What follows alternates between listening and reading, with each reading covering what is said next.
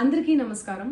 నిన్న ఏదైతే నా బర్త్డే పార్టీ జరిగిందో ఒక చిన్న ఇంట్లో పార్టీ లాగా ఒక ఫ్యామిలీ ఫంక్షన్ లాగా జరుపుకోవాలన్న ఒక ఉద్దేశంతో ఆ రిసార్ట్లో మా అమ్మా నాన్నల కోరిక మేరకు మా అమ్మా నాన్నలతో కలిసి మా ఫ్యామిలీ మెంబర్స్తో కలిసి నేను జరుపుకోవడం జరిగింది.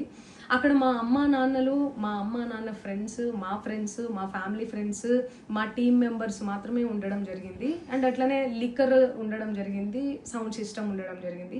సో సౌండ్ సిస్టమ్కి లిక్కర్కి పర్మిషన్ తీసుకోవాలని చెప్పి నాకు అస్సలు అవగాహన లేదు, ఐడియా కూడా లేదు. అది అనుకోకుండా సడన్గా ప్లాన్ చేసుకొని వెళ్ళిపోవడం జరిగింది అక్కడ. సో అందుకు నాకు అవగాహన లేదు, లేకుంటే నేను డెఫినెట్లీ నేను తీసుకునేదాన్ని.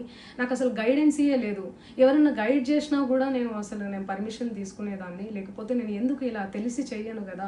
సో ఇదంతా ఇలా తెలిసి అయితే నేను తప్పు చేయలేదు, తెలియకుండా ఇది జరిగిపోయింది. అండ్ అక్కడ లోకల్ లిక్కర్ తప్ప అసలు వేరే ఏ ఇతర పదార్థాలు, మత్తు పదార్థాలు కానీ వాడడం అసలు జరగలేదు. అక్కడ దొరకలేదు కూడా, పోలీసులు సెర్చ్ చేసినా కూడా.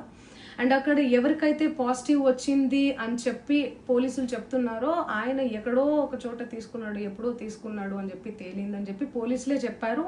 అండ్ అది ఇన్వెస్టిగేషన్ కూడా జరుగుతుంది. మేము కూడా పోలీసులకు కోఆపరేట్ చేస్తున్నాము. అండ్ నేను ఎందుకు ఇలా చేస్తాను, అసలు నాకు తెలిసి ఎందుకు చేస్తాను, మా అమ్మా నాన్నలతో దట్టు మా అమ్మా నాన్నలు పెట్టుకొని ఇలాంటివి నేను ఎంకరేజ్ చేస్తానా, ఇలాంటివి చెప్పండి.